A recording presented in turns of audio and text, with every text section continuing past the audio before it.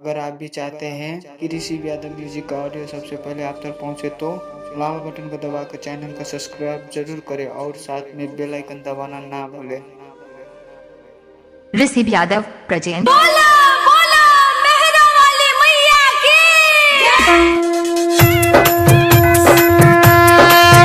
Recording by Nandlala film Samastipur. DJ Kanchan Raj चला ये भौजी चांदी हाजीपुर वैशाली। चला ये भौजी चांदी चला ये भौजी चांदी माई के दुआरी भर दी है झोली ताहर बाजौन खाली चला ये भौजी चांदी माई के दुआरी भर दी है झोली ताहर बाजौन खाली। मैया के महिमा जाने दुनिया हो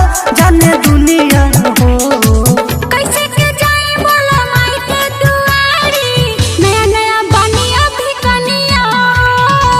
कैसे के जाई बोला माई के दुआरी नया नया बनिया भी कनिया।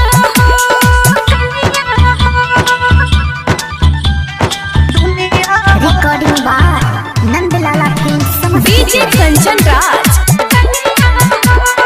Hajipur Vaishali.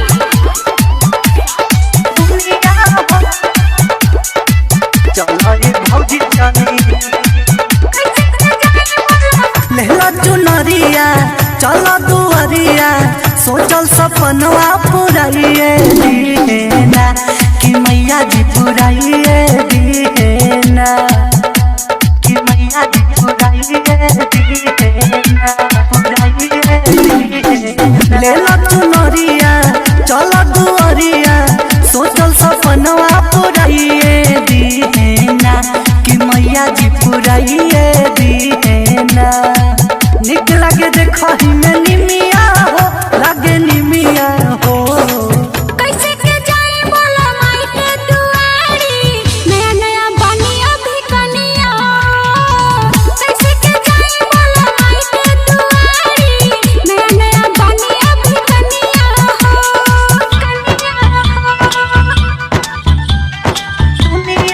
Recording by Nandlala film. DJ Kanchan Raj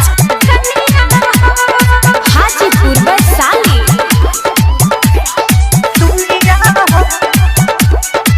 चला ये भौजी चांदी